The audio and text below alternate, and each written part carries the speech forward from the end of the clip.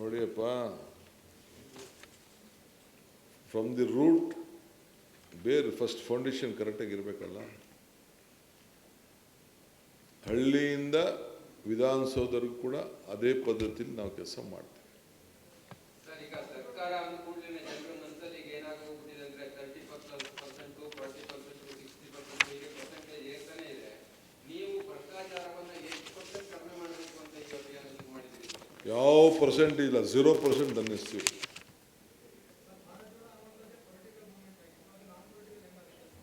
ಯಾರು ಹೇಳಿದ್ದು political moment ಅಂತ? ಭಾರತವನ್ನು ಒಂದು ಮಾಡಿ ಹೃದಯಗಳನ್ನ ಒಂದು ಮಾಡೋದು ಶಾಂತಿಯ ತೋಟ. ಈಗ ನಾವು ಇದನ್ನ ಹೇಳ್ತೀವಲ್ಲ, ಕುವೆಂಪುರವ್ರದ್ದು ಹಿಂದೂ ಮುಸ್ಲಿಂ ಕ್ರೈಸ್ತರು ಎಲ್ಲ ಕೂಡ ಒಂದಾಗಬೇಕು ಅಂತೆಲ್ಲ ಹೇಳ್ತೀವಲ್ಲ, ಅದೇನು ಪೊಲಿಟಿಕಲ್ ಮೂಮೆಂಟಾ? ಒಬ್ಬೊಬ್ಬರು ಲೀಡರು ಒಂದೊಂದು ಕೆಲಸ ಮಾಡಿರ್ತಾರೆ.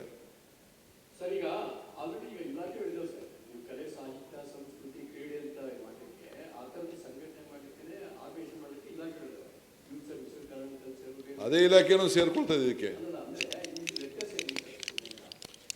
ನೀವು ಮುಂದಕ್ಕೆ ಅದೆಲ್ಲ ರೂಪ ಕೊಡ್ತೀನಲ್ಲ, ಆಗ ಪ್ರಶ್ನೆಗಳು ಕೇಳಿ. ಇಲ್ಲೇ ಬಂದು ಪ್ರೆಸ್ ಕಾನ್ಫರೆನ್ಸ್ ಮಾಡ್ತೀನಿ, ಯಾವ ಡಿಪಾರ್ಟ್ಮೆಂಟ್ ಅದನ್ನು ಡ್ರೈವ್ ಮಾಡ್ತಾರೆ ಅಂತ ತಿಳಿಸ್ತೀವಿ. ಅದು ಯಾರು ನಾಯಕತ್ವ ವಹಿಸ್ಕೊಳ್ತಾರೆ ಇಲಾಖೆಯಲ್ಲಿ ಅಂತ ಹೇಳ್ತೇವೆ. ಒಬ್ಬೊಬ್ಬರು ಒಂದೊಂದು ಇಲಾಖೆನ ವಹಿಸ್ಕೊಳ್ತಾರೆ, ಹಾಗೆ ಮಾಡ್ತೀವಿ, ತಿಳಿಸ್ತೀವಿ ನಿಮಗೆ. ಫೈನಾನ್ಷಿಯಲ್ ಆಕ್ಟಿವಿಟೀಸ್ಗೆ ನೀವು ಕಡಿವಾಣ ಹಾಕ್ತೀನಿ ಅಂತ ನೀವು ಹೇಳ್ತಾ ಇದ್ದೀರಿ. ಫೈನಾನ್ಷಿಯಲ್ ಆಕ್ಟಿವಿಟೀಸ್ ಏನು ನಡೀತಾ ಇದೆ ಹಳ್ಳಿಗಳಲ್ಲಿ ಇಲ್ಲಿಗಲ್ ಆಗಿ, ಸೊ ಅದಕ್ಕೆ ಕಡಿವಾಣ ಹಾಕಲಿಕ್ಕೆ ನೀವು ಆಕ್ಟ್ ತಂದಾಗಿದೆ. ಈ ಮತ್ತೆ ಒಂದು ಹೆಜ್ಜೆ ಮುಂದೆ ಇಟ್ಟಿದ್ದೀವಿ. ಆದರೆ ಕೆಲವು ಸಂಘಟನೆಗಳು, ಎಕ್ಸಾಂಪಲ್ ಧರ್ಮಸ್ಥಳ ಸಂಘಟನೆ ಹೆಸರಲ್ಲೂ ಕೂಡ ಕ್ಯಾಶ್ ಟ್ರಾನ್ಸಾಕ್ಷನ್ ಆಗ್ತಾ ಇದೆ. ಬಟ್ ಸರ್ಕಾರ ಇದುವರೆಗೂ ಕೂಡ ಅದನ್ನ ಕಂಟ್ರೋಲ್ ಮಾಡುವ ಯಾವ ಪ್ರಯತ್ನವನ್ನು ಮಾಡಿಲ್ಲ. ನೋಡಪ್ಪ, ನಾನು ಫಸ್ಟು ಅವರೆಲ್ಲ ಒಂದು ರಿಪೋರ್ಟ್ ಕೊಡಿ ಅಂತ ಹೇಳಿದ್ದೇನೆ. Will find out A report what is out of the law. Within the law we can't do anything. Central government ಕೆಲವು ತೀರ್ಮಾನಗಳನ್ನು ಮಾಡಿದೆ, ಅವರಿಗೆ ಕೆಲವು ಅವಕಾಶಗಳನ್ನು ಕೊಟ್ಟಿದೆ. ಆ ಅವಕಾಶದಲ್ಲಿ ಮಾಡ್ತಾ ಇರಬಹುದು. ಆ ಕಾನೂನು ಬಿಟ್ಟೇನಾದ್ರು ನಡೀತಾ ಇದೆಯಾ, ಇದನ್ನೆಲ್ಲ ಗಮನಿಸ್ತೇವೆ. ನಾವು ಜನರಿಗೆ ಜಾಗೃತಿ ಮೂಡಿಸುವಂಥ ಕೆಲಸವನ್ನು ಮಾಡ್ತೇವೆ.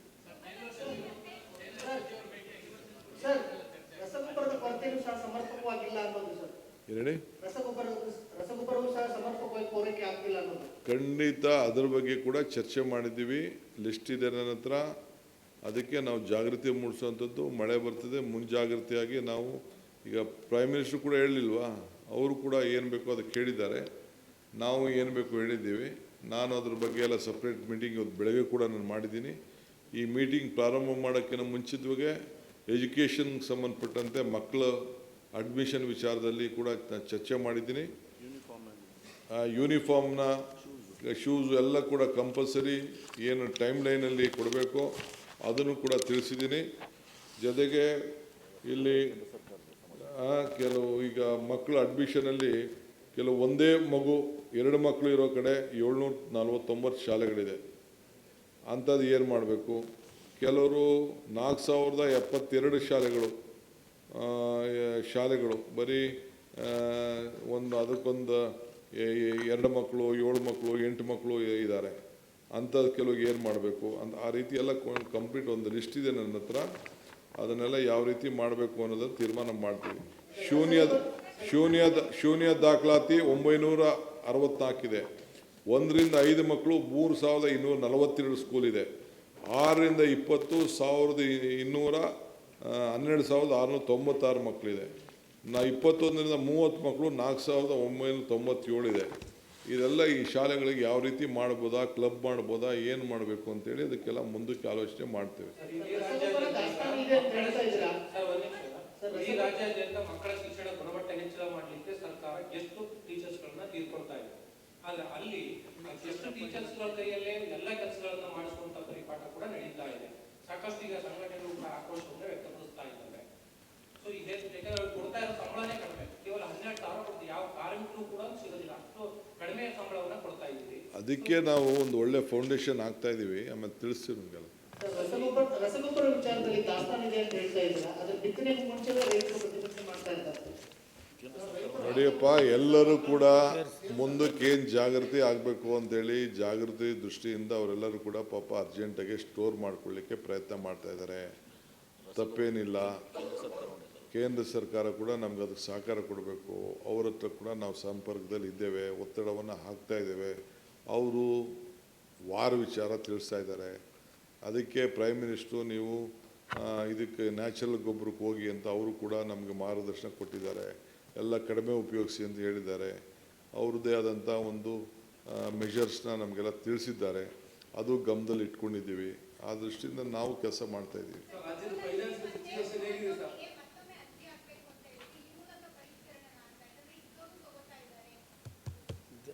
ಅದಕ್ಕೆ ಅಮ್ಮ, ನೀ ಮನೆ ಯಜಮಾನಿನ ಬೇರೆ ಯಜಮಾನಿನ ಅಂತ ತಿಳ್ಕೊಳಕ್ಕಿಲ್ವಾ?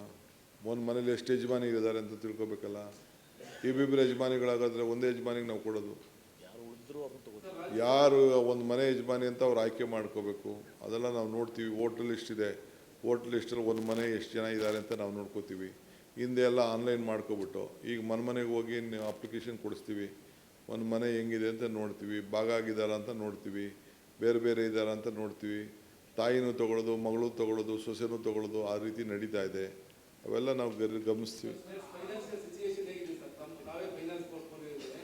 ಈಗ ಭಾರತ್ ಜೋಡೋ ಅಂತ ಹೊಸ ಸ್ಕೀಮ್ ಬೇರೆ ಆ್ಯಡ್ ಮಾಡ್ತಾ ಇದ್ದೀರಾ. ಅವಿಂದ ಸಿಚುವೇಶನ್ ಆಫ್ ಸ್ಟೇಟ್ ಫೈನಾನ್ಸ್ ಈ ಇಡೀ ದೇಶ ನಮ್ಮ ಫೈನಾನ್ಸ್ನ ಮೆಚ್ಚಿದೆ. White paper let me see. ಏನೋ ಟೈಮ್ ಇದೆ, ಮರಿ ಮಾತಾಡೋಣ. ಒಂದೇ ದಿನಕ್ಕೆ BJP ಅವ್ರ ಥರ ನೀವು ಯಾಕೆ ಮಾಡೋದು? ಪಾಪ ಟೌನ್ಶಿಪ್ ವಿಚಾರದಲ್ಲಿ ಕಾನೂನು ಹೋರಾಟ ಮತ್ತೆ ಇದಕ್ಕೆ ಸಿದ್ಧಾಂತ ಕುಮಾರಸ್ವಾಮಿ ಹೇಳಿದ್ದಾರೆ. ನೋಡಪ್ಪ, ಮತ್ತೆ ಕಾನೂನು ಹೋರಾಟ. I wish them good luck. ಏನು ಕುಮಾರಸ್ವಾಮಿ ಮಾರ್ಗದರ್ಶನ ಕೊಟ್ಟರು, ಆ ಮಾರ್ಗದರ್ಶನದಲ್ಲೇ ಟೌನ್ಶಿಪ್ ಆಗ್ತಾ ಇರೋದು. ನೆನ್ನೆ ಪ್ರೈಮ್ ಮಿನಿಸ್ಟ್ರು ಭೇಟಿ ಮಾಡಿದ್ದೀನಿ. ಪ್ರೈಮ್ ಮಿನಿಸ್ಟ್ರು ಹೇಳಿದ್ರು, ನಾನು 7-8 ಟೌನ್ಶಿಪ್ ಮಾಡಿದ್ದೆ, ಡಿಕೆ ನೀನು ಒಳ್ಳೆ ಕೆಲಸ ಮಾಡ್ತಾ ಇದೆಯಾ, ಬೆಂಗಳೂರಿಗೆ ಜಾಸ್ತಿ ಒತ್ತಡನ ಕಡಿಮೆ ಮಾಡಬೇಕು ಅಂತ ನನಗೆ ಕಿವಿ ಮಾತಾಡಿದ್ದಾರೆ. ಅವ್ರದ್ದು ಕೂಡ ನನ್ನ ಗಮನದಲ್ಲಿ ಇಟ್ಕೊಂಡು ನಾವು ಮಾಡ್ತಾ ಇದ್ದೀವಿ. ಸರ್, ನೀತಿ ಆಯೋಗ ಸಭೆ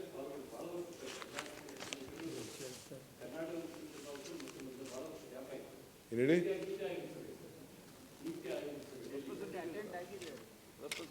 ನಿಮ್ಮೆಲ್ಲ ಭಾವನೆಯಂತೆ ನಾನು ಭೇಟಿ ಕೊಟ್ಟಿದ್ದೀನಿ, ಮೀಟಿಂಗಲ್ಲಿ ಪಾರ್ಟಿಸಿಪೇಟ್ ಮಾಡಿದ್ದೀನಿ, ನನ್ನ ವಿಚಾರ ತಿಳಿಸಿದ್ದೀನಿ, ನನ್ನ ವಿಚಾರಕ್ಕೆ ಸ್ಪಂದಿಸಿದ್ದಾರೆ. ನೀವು ಕೇಳಿ ನೋಡಿ ಬೇರೆಯವ್ರನ್ನ. ನನ್ನ ಆಚಾರ ವಿಚಾರನ ಯಾವ ರೀತಿ ಪ್ರೈಮ್ ಮಿನಿಸ್ಟ್ರು ಒಪ್ಕೊಂಡ್ರು, ಯಾವ ರೀತಿ ಉದಾಹರಣೆ ತೆಗೆದುಕೊಂಡ್ರು, ನಾನು ಏನು ಹೇಳಿದ್ದನ್ನು ಯಾವ ರೀತಿ ಒಪ್ಕೊಂಡ್ರು ಅನ್ನೋದನ್ನು ಅಲ್ಲಿ ಇದ್ದಂಥ ಬೇರೆ ಯಾರು ನಮ್ಮ ಸ್ಟೇಟ್ ಮಿನಿಸ್ಟ್ರುಗಳಿದ್ದರು, ಯಾರು ಟೀಕೆ ಮಾಡೋಂಥವ್ರು ಇದ್ದರು, ಅವ್ರು ಕೇಳಿ ಅವ್ರು ಹೇಳ್ತಾರೆ.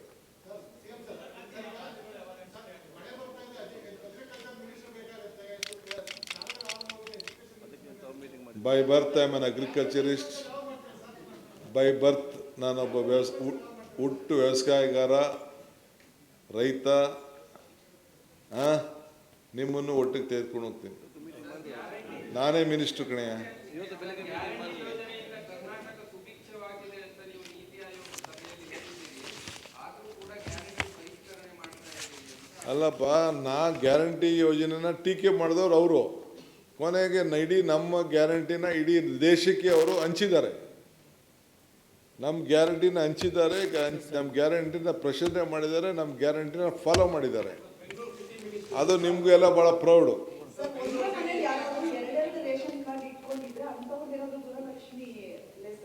ಏನೇಳಿ? ಈಗಲ್ಲ, ಫಸ್ಟು ಅಪ್ಲಿಕೇಶನ್ ಕಾಲ್ ಫಾರ್ ಮಾಡ್ತೀವಿ, ಅಪ್ಲಿಕೇಶನ್ ಕೊಡ್ತೀವಿ, ಅವ್ರು ಬರಲಿ, ಆಮೇಲೆ ಮೀಟಿಂಗ್ ಮಾಡಿಬಿಟ್ಟು ನಾವೆಲ್ಲ ತಿಳಿಸ್ತೀವಿ. ಸರ್, ರೈತರ ಭೂಮಿ ಕಿತ್ತುವಂತ ಅಜ್ಜಯ ಹೇಳಿದ ಅಂತ ಕೇಳಿದ್ದಾರೆ ಸರ್ ಕುಮಾರಸ್ವಾಮಿ. ಮುಖ್ಯಮಂತ್ರಿಗಳಿಗೆ ಅಜ್ಜಯ ಹೇಳಿದ್ನ ರೈತರ ಭೂಮಿ ಕಿತ್ತುವಂತ ಅಂತ ಕೇಳಿದ್ದಾರೆ sir. Thank you. Sorry, coffee ಕೊಡೋಕ್ಕಾಗಿಲ್ಲ, ಕ್ಷಮಿಸಿ. ಅವರ ಗಮನಕ್ಕೆ ತಂದಿದ್ದೇನೆ. ಆಮೇಲೆ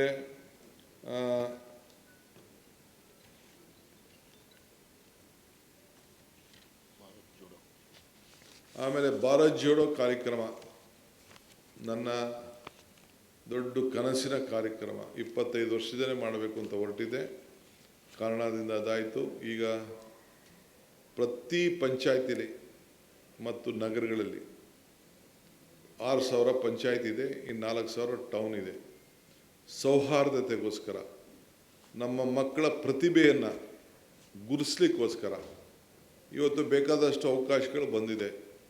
ಸೊ ಅದಕ್ಕೆ non political, it will be organisation of a non political.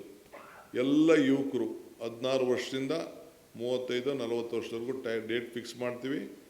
ಅದನ್ನು ಯಾರು PDOಗಳು, ನಮ್ಮ ಎಜುಕೇಷನ್ ಡಿಪಾರ್ಟ್ಮೆಂಟ್ ಅವರು ಎಲ್ಲರೂ ಒಂದು ಕಡೆ ಪ್ರತಿ ವಾರಕ್ಕೊಂದ್ಸತಿ ಅವರೆಲ್ಲ ಸೇರಿಸೋದಕ್ಕೆ ಶಾಲೆಗಳಲ್ಲಾಗಲಿ, ಕಾಲೇಜ್ಗಳಲ್ಲಾಗಲಿ, ಗೌರ್ಮೆಂಟ್ ಕಾಲೇಜ್ಗಳಲ್ಲಿ, ಎಲ್ಲೂ ಪ್ರೈವೇಟ್ ಅಲ್ಲದೆ ಅವರೆಲ್ಲ ಸೇರಿ ಕ್ರೀಡೆಗೆ, ಸಾಂಸ್ಕೃತಿಕ ಮತ್ತು ಅನೇಕ ದೇಶದ ವಿಚಾರಗಳ ಬಗ್ಗೆ ಚರ್ಚೆ ಮಾಡಿಕೊಂಡು ಅವರ ಪ್ರತಿಭೆಗಳನ್ನು ಹೆಚ್ಚಿಸಿಕೊಳ್ಳಲಿಕ್ಕೆ ಭಾರತ್ ಜೋಡೋ ಯುವಕ ಸಂಘವನ್ನು ಸ್ಥಾಪನೆ ಮಾಡಲಿಕ್ಕೆ ಅವರಿಗೆ ಮಾರ್ಗದರ್ಶನವನ್ನು ಕೊಟ್ಟಿದ್ದೇನೆ.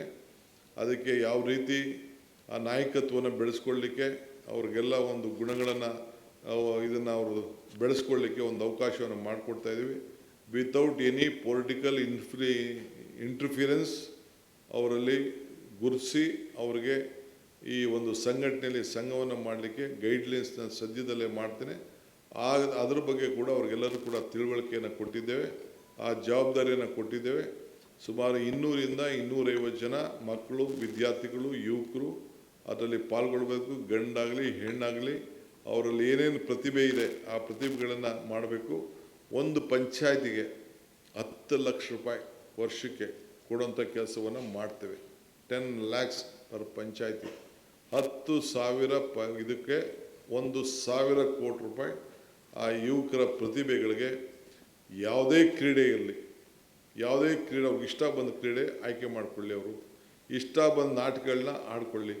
ಯಾವ ಥರದ ನಾಟಕ, ಸಂಗೀತ, ಮತ್ತೊಂದು ನಮ್ಮ ಸಂಸ್ಕೃತಿ ಏನು, ಎಲ್ಲ ಜಾತಿ, ಎಲ್ಲ ಧರ್ಮ ಎಲ್ಲ ಒಗ್ಗಟ್ಟಾಗಿ ನಿಂತ್ಕೊಂಡು ಜಾತೀಯತೆ ಇಲ್ಲದೆ ಒಂದು ಐಕ್ಯತೆಯನ್ನು, ಶಾಂತಿಯ ತೋಟ, ಕರ್ನಾಟಕ ರಾಜ್ಯದಲ್ಲಿ ಒಂದು ಶಾಂತಿಯ ತೋಟವನ್ನು ನಿರ್ಮಾಣ ಮಾಡಬೇಕು ಅನ್ನೋ ದೃಷ್ಟಿಯಿಂದ ಭಾರತದ ಎಲ್ಲ ಧರ್ಮ ಜಾತಿಗಳು ಒಗ್ಗೂಡಿ ಯುವಕರು ಒಂದಾಗಿ ಎಲ್ಲ ದ್ವೇಷ ಮನೋಭಾವವನ್ನು ದೂರಿಟ್ಟು, ನಾವು ಮಕ್ಕಳು ಚಿಕ್ಕದಲ್ಲಿದ್ದಾಗ ನಮಗೆ ಯಾವ ಜಾತಿನೂ ಗೊತ್ತಿಲ್ಲ, ಯಾವ ಧರ್ಮನೂ ಗೊತ್ತಿಲ್ಲ.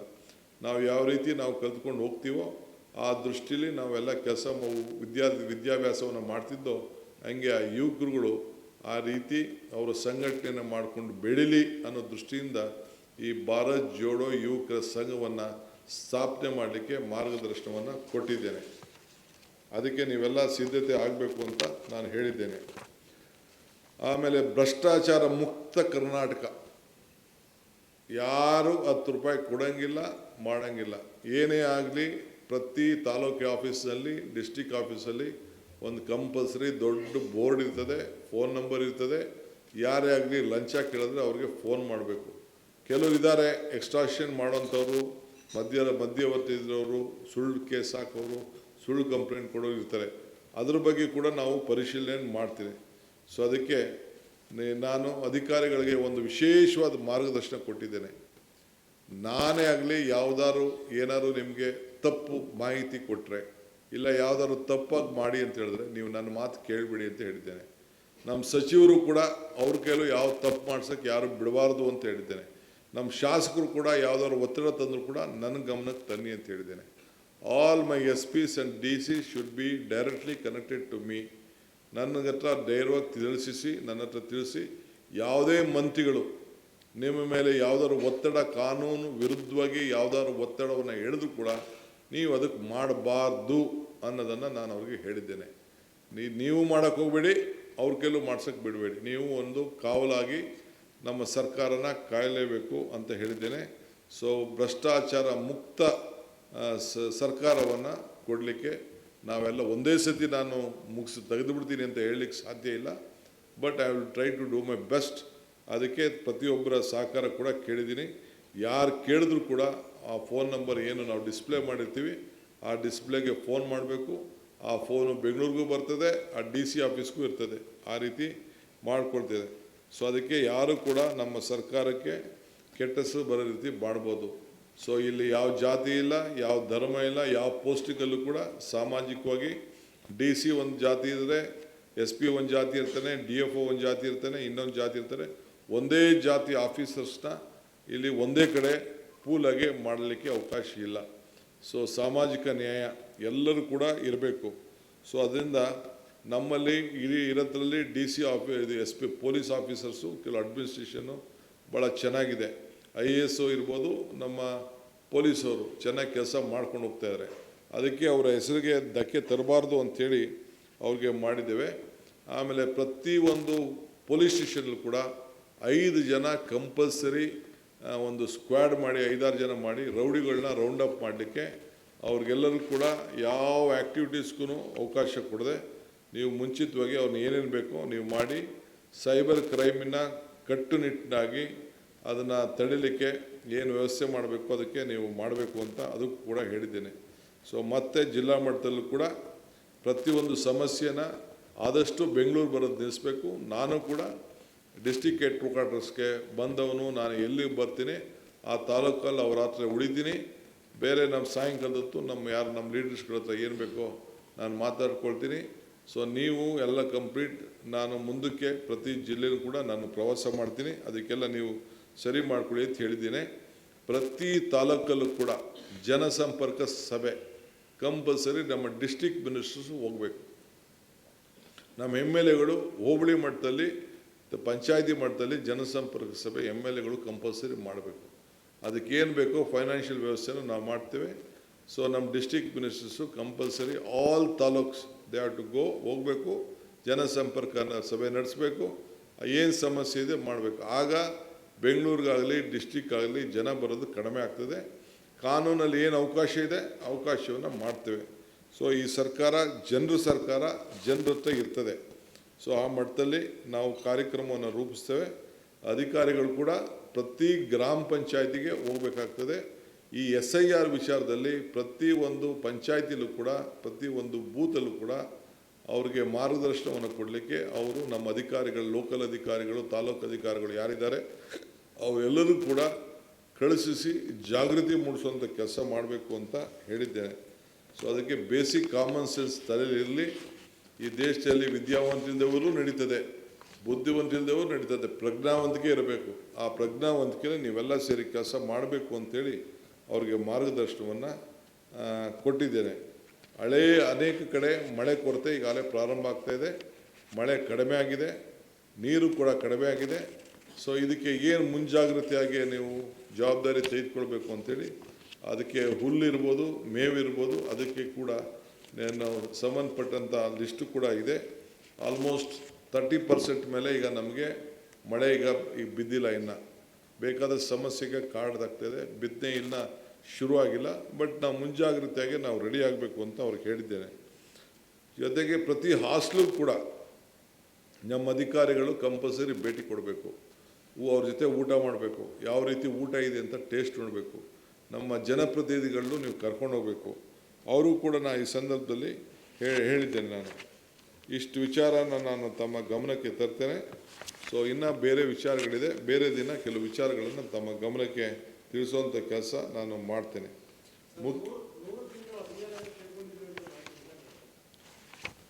ಈಗ ಇಷ್ಟು ಡೈಜೆಸ್ಟ್ ಮಾಡ್ಕೊಳ್ಳಿ, ಆಮೇಲೆ ಮಾತಾಡೋದು ಮಿಕ್ಕಿದ್ದು. 100 ದಿನನೋ 200 ದಿನನೋ 500 ದಿನನೋ 700 ದಿನನೋ ಮಾತಾಡ್ತಿರೋದಲ್ಲ. ಓಕೆ,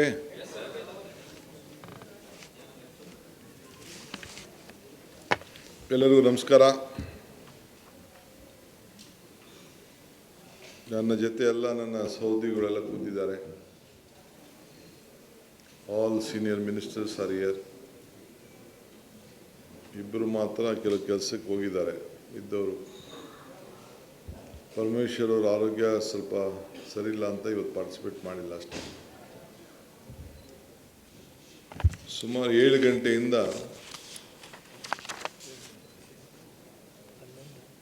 ಅಂದರೆ 7 ಗಂಟೆಗಳ ಕಾಲ 10:15 ಶುರು ಮಾಡಿ ಈಗ 10 ನಿಮಿಷ ಮುಂದೆ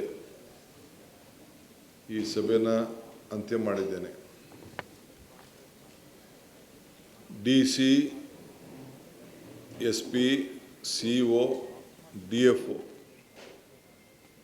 ಅವ್ರ ಜೊತೆಗೆ ಎಲ್ಲ ನಮ್ಮ ಸರ್ಕಾರದ ಹಿರಿಯ ಅಧಿಕಾರಿಗಳು, ಯಾರು ನಮ್ಮ ಸೆಕ್ರೆಟರಿಯೇಟಲ್ಲಿದ್ದಾರೆ, ಆಡಳಿತ ವ್ಯವಸ್ಥೆಯಲ್ಲಿ ಯಾರು ಭಾಗಿಯಾಗ್ತಾರೆ, ಅವರೆಲ್ಲರೂ ಕರೆದು ಮೊದಲ ಸಭೆಯನ್ನು ಮಾಡಿದ್ದೇವೆ. ನಮ್ಮೆಲ್ಲರದು ಕೂಡ ಒಂದೇ ತಂಡ, ಟೀಮ್ ಕರ್ನಾಟಕ ಆಗಿ ಕೆಲಸ ಮಾಡೋಣ. ಅಂಥೇಳಿ ಎಲ್ಲರೂ ಕೂಡ ಮನವಿಯನ್ನು ಮಾಡಿದ್ದೇನೆ. ಜನ ನಮ್ಮ ಮೇಲೆ ಭಾಳ ನಿರೀಕ್ಷೆಯನ್ನು ಮಾಡಿದ್ದಾರೆ. ಸೊ ಸಾರ್ವಜನಿಕರ ಯಾರೇ ಆಗಲಿ ಸಾರ್ವಜನಿಕರು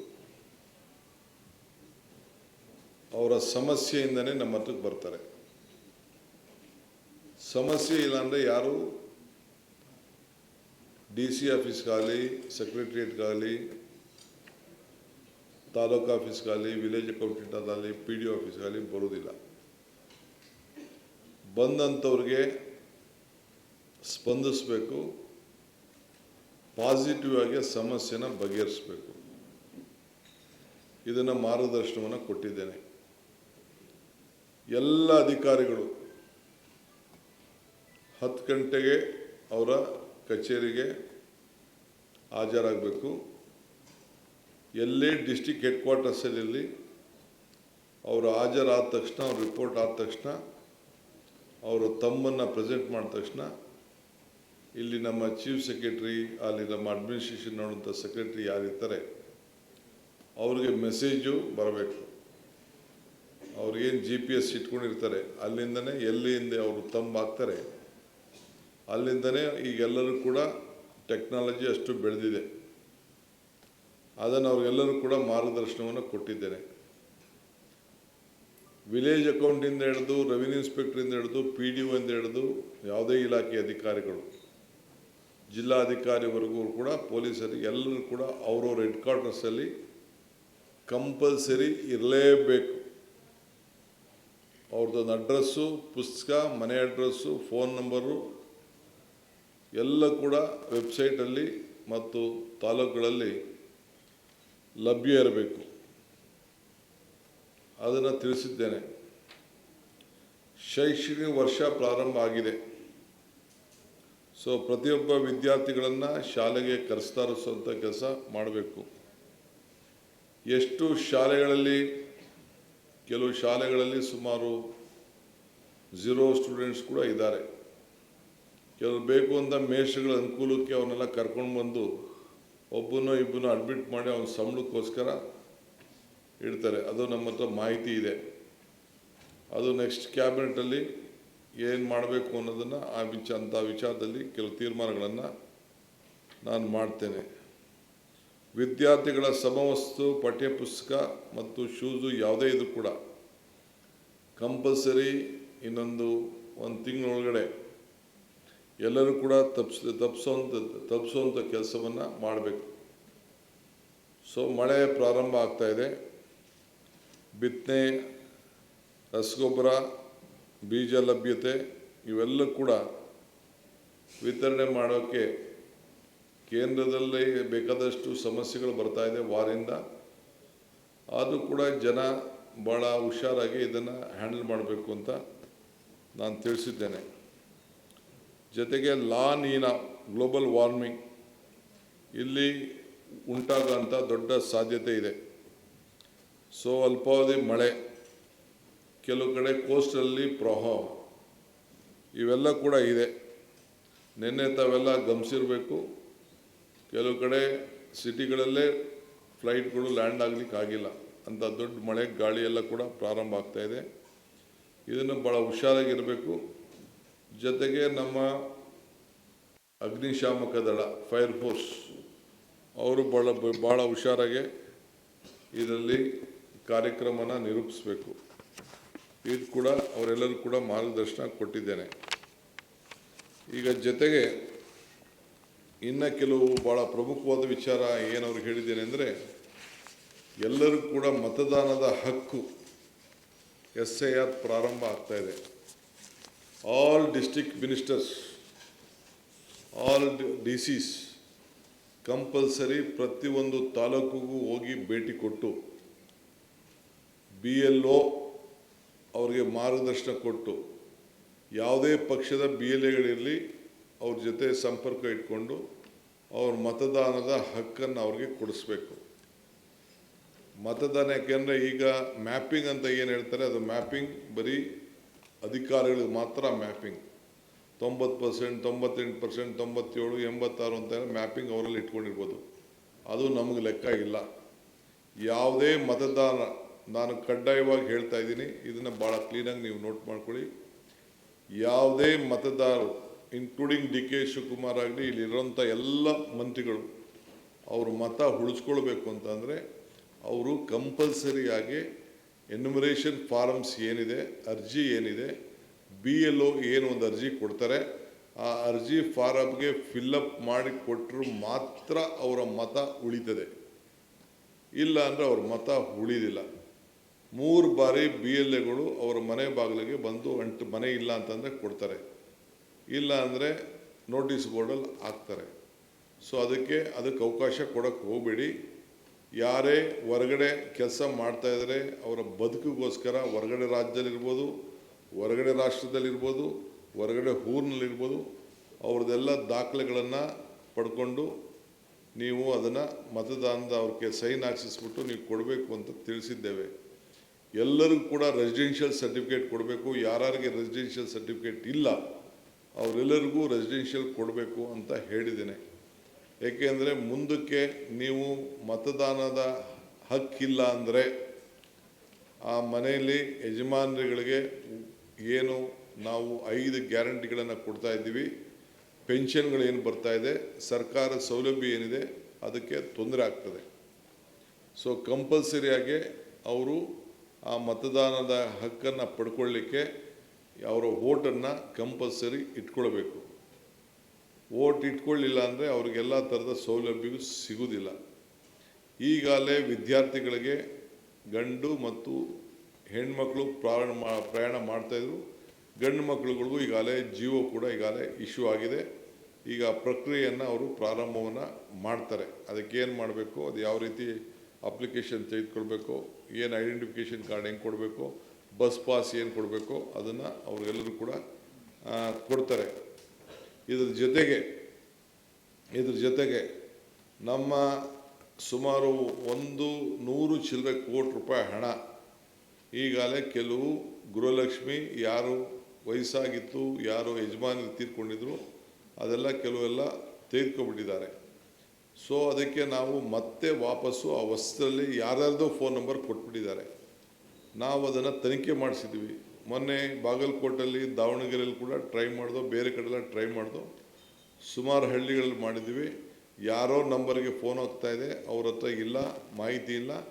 ಸೊ ಯಾರು ನಿಜವಾಗ್ಲೂ ಒರಿಜಿನಲ್ ಹೋಗ್ತಾ ಇದೆಯೋ ಇಲ್ಲೊಂದು ಚೆಕ್ ಮಾಡಬೇಕಾಗಿದೆ.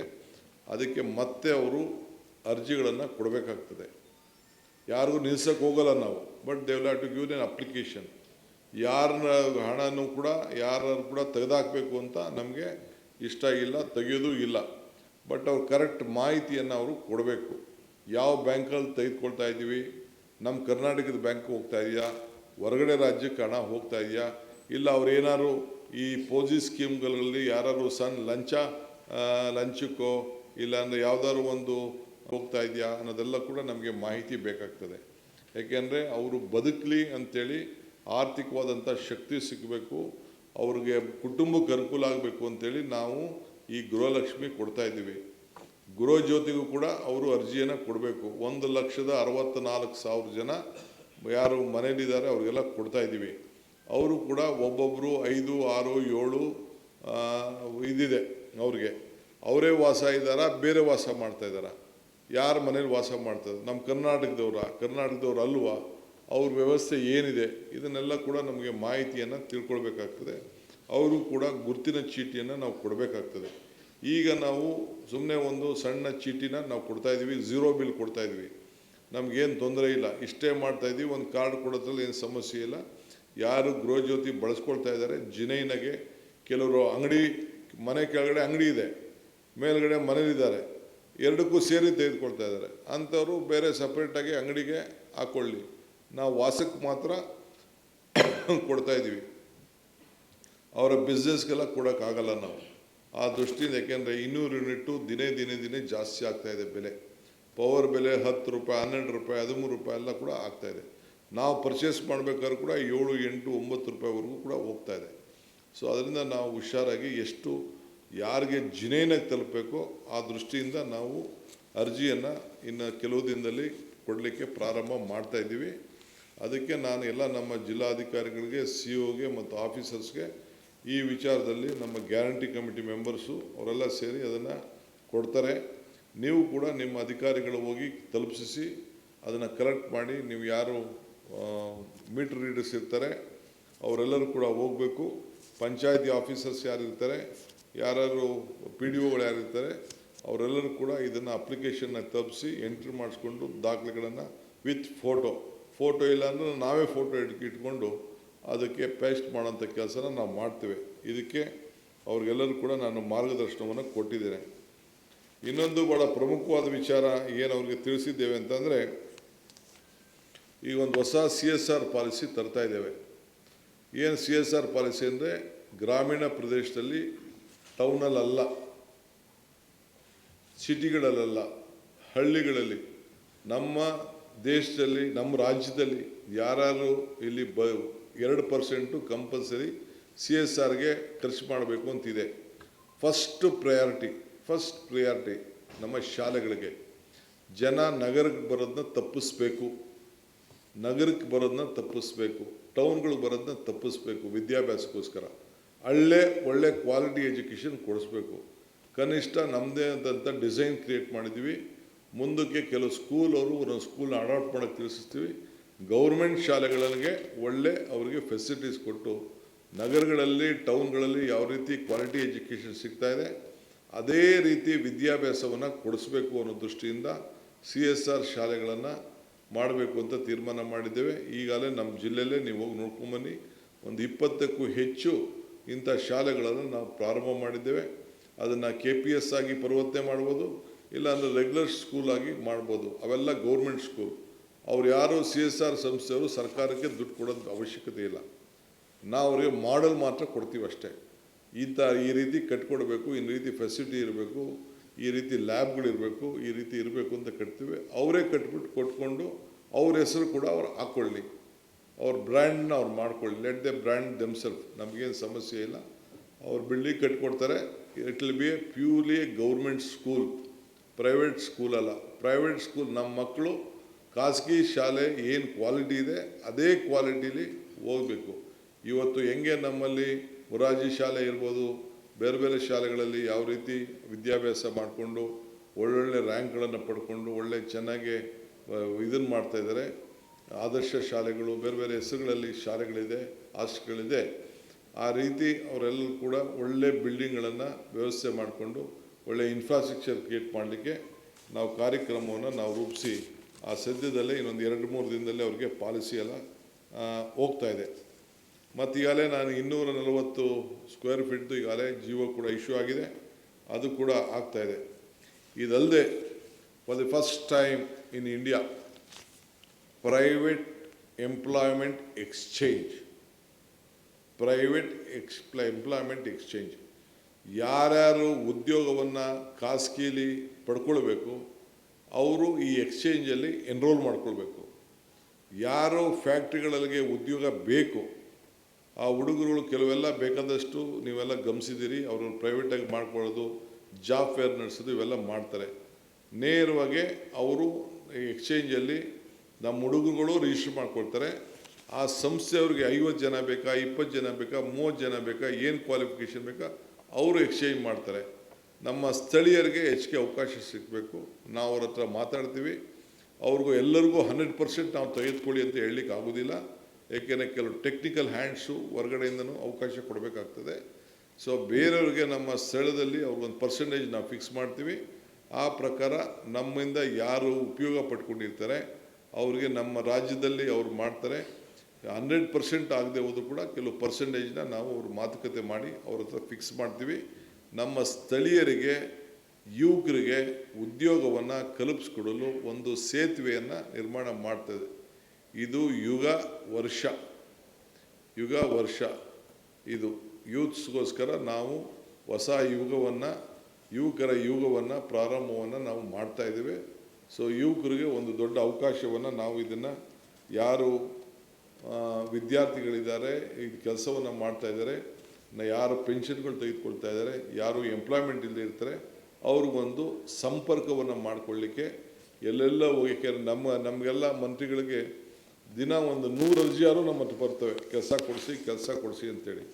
ಸೊ ಈ ದೃಷ್ಟಿಯಿಂದ ನಾವು ಮಾಡ್ತಾಯಿದ್ದೀವಿ.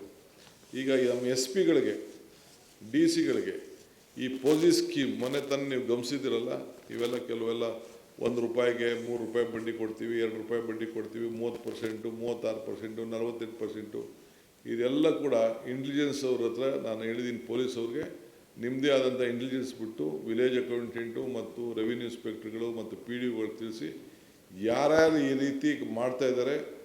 ಈಗ ಮೊನ್ನೆ ಬಿಲ್ ತಂದರೂ ಕೂಡ ಈ ರೀತಿ ಮಿಸ್ಯೂಸ್ ಆಗ್ತಾ ಇದೆ. ಸೊ ಅದಕ್ಕೆ ಕಡಿವಾಣ ಹಾಕಬೇಕು. ಅವನ್ನೆಲ್ಲರೂ ಕೂಡ ಇದಕ್ಕೆ ಬಲಿ ಮಾಡಬೇಕು. ಅವ್ರಿಗೆಲ್ಲ ಕೇಸ್ಗಳು ಬುಕ್ ಮಾಡಬೇಕು. ಯಾರು ಬೇಕು ಇಂಥದಕ್ಕೆ ಆಮಿಷಕ್ಕೆ ಅನ್ನೋ ದೃಷ್ಟಿಯಿಂದ ಇದಕ್ಕೆ ನಾನು ಅವ್ರಿಗೆ ಐಡೆಂಟಿಫಿಕೇಷನ್ ಮಾಡಲಿಕ್ಕೆ ಹೋಗ್ತಾ ಇದ್ದೀವಿ. Prevention is better then cure ಅಂತೇಳಿ ಇದನ್ನು ನಾವು ನಮ್ಮ ಇಂಟೆಲಿಜೆನ್ಸ್ ಅವರು ಕೂಡ ಮತ್ತು ನಮ್ಮ ಪೊಲೀಸ್ ಅಧಿಕಾರಿಗಳು ಮತ್ತು ರೆವಿನ್ಯೂ ಇಲಾಖೆಯವರು 3 ಜನ ಸೇರಿ ಅಂಥವನ್ನೆಲ್ಲ ಗುರ್ಸಿ ಈ ಮೀಟ್ರ್ ಬಡ್ಡಿ ಯಾರ ಹತ್ರ ಉಸುಲು ಮಾಡಿಕೊಂಡು ಬೇರೆ ಬೇರೆ ಥರ ಆಸೆ ತೋರಿಸಿ ಒಂದು 6 ತಿಂಗಳು 7 ತಿಂಗಳು ಕೊಟ್ಬಿಟ್ಟು 1 ವರ್ಷ ಆದಮೇಲೆ ಓಡೋಗ್ತಾರೆ. ಈ IMA ಇವೆಲ್ಲ ಎಲ್ಲ ನೋಡಿದ್ದೀರ ನೀವೆಲ್ಲ, ಅದೇ ಯಾವುದೋ ವಿನ್ಕೋ ಒಂದು ಏನೇನೋ ಬಂತಲ್ಲ ಸ್ಕೀಮ್ಗಳು, ಆ ರೀತಿ ಅವನ್ನೆಲ್ಲ ಕೂಡ ನಿಲ್ಲಿಸಲಿಕ್ಕೆ ಮಾಡ್ತಾಯಿದ್ವಿ. ಜೊತೆಗೆ ನಾನು ಡೈರೆಕ್ಷನ್ ಕೊಟ್ಟಿದ್ದೀನಿ ನಮ್ಮ ಡಿ ಸಿಗಳಿಗೆ, ಈ ಮೊಬಿಲಿಟಿ ಪ್ಲ್ಯಾನ್ ನಮ್ಮ ಮುಂದಕ್ಕೆ ಪ್ಲ್ಯಾನಿಂಗ್ ಅಥಾರಿಟಿಗೆ ಪ್ರತಿ ತಾಲೂಕಲ್ಲೂ ಕಂಪಲ್ಸರಿ ಈಗಿಂದನೇ ರಿಂಗ್ ರೋಡ್ಗೆ ನಾವು ವ್ಯವಸ್ಥೆನ ಪ್ಲ್ಯಾನ್ ಹಾಕ್ಕೊಳ್ಬೇಕು ಅಂತ. ಒಂದೇ ವರ್ಷ ನಾವು ಮಾಡೋಕ್ಕಾಗದೇ ಇರ್ಬೋದು, ಬಟ್ ಗ್ರಿಡ್ನ ನಾವು ಮಾರ್ಕ್ ಮಾಡಿ ಬಿಡಬೇಕು. ಅದಕ್ಕೆ ಬೇಕಾದಷ್ಟು ಸಮಸ್ಯೆ ಇದೆ, ಬೇಕಾದಷ್ಟು ಫೈನಾನ್ಷಿಯಲ್ ಇರ್ತದೆ, ಇರಲಿ ಚಿಂತೆ ಇಲ್ಲ. ಯಾಕೆಂದರೆ ಟೌನ್ಗಳಲ್ಲಿ ವೆಹಿಕಲ್ ಬರೋಕ್ಕೆ ಭಾಳ ಕಷ್ಟ ಆಗ್ತದೆ. ಸೊ ಅದಕ್ಕೆ ಎಲ್ಲ town headquarters, district head ಕ್ವಾರ್ಟರ್ಸ್ಗಳಿಗೆ ಒಂದು ರಿಂಗ್ ರೋಡನ್ನು ಕಂಪಲ್ಸರಿ ಇಡಬೇಕು. ಆಗ ಟೌನು ಕೂಡ ಬೆಳೀತದೆ, ಮಾರ್ಕೆಟ್ ಕೂಡ ಜಾಸ್ತಿ ಆಗ್ತದೆ, ಅವರ ಆಸ್ತಿ ಬೆಲೆಗಳು ಜಾಸ್ತಿ ಆಗ್ತದೆ. ಅದಕ್ಕೆ ಮುಂದಕ್ಕೆ ಪ್ಲ್ಯಾನ್ ಹಾಕಿ ಅಲ್ಲಿ ಕನ್ಸ್ಟ್ರಕ್ಷನ್ ನಿಲ್ಲಿಸಬೇಕು. ಒಂದು ಸತಿ ಕನ್ಸ್ಟ್ರಕ್ಷನ್ ಆಗೋಯ್ತು ಅಂತಂದರೆ ನಾವು ಅದನ್ನು ಮಾಡಲಿಕ್ಕೆ ಸಾಧ್ಯ ಆಗೋದಿಲ್ಲ. ಸೊ ಅದಕ್ಕೆ ತಾಲೂಕಿನ ಎಲ್ಲ ಹೆಡ್ ಕ್ವಾರ್ಟರ್ಸು, ಡಿಸ್ಟಿಕ್ ಹೆಡ್ ಕ್ವಾರ್ಟರ್ಸಲ್ಲಿ ಕಂಪಲ್ಸರಿ ರಿಂಗ್ ರೋಡ್ ಮಾಡಲಿಕ್ಕೆ ನೀವು ಗ್ರಿಡ್ನ ತಯಾರು ಮಾಡಿ ಅಂತೇಳಿ, ಅದಕ್ಕೆ ನಾನು ಲೋಕಲ್ ಬಾಡಿ ಏನು ನಮ್ಮ ಪ್ಲ್ಯಾನಿಂಗ್ ಅಥಾರಿಟಿಗಳಿದೆ, ನಮ್ಮ ಬೆಂಗಳೂರು ನಮ್ಮ ಡೆವಲಪ್ಮೆಂಟ್ ಅಥಾರಿಟಿಗಳಿದೆ, ಅವ್ರಿಗೆ ನಾನು ಮಾರ್ಗದರ್ಶನವನ್ನು ಕೊಟ್ಟಿದ್ದೇನೆ. ಇದನ್ನು ಟೌನ್ ಪ್ಲಾನಿಂಗ್ ಅವ್ರನ್ನ ನೀವು ಬಳಸ್ಕೊಳ್ಬೇಕು ಅಂತ ತಿಳಿಸಿದ್ದೇನೆ.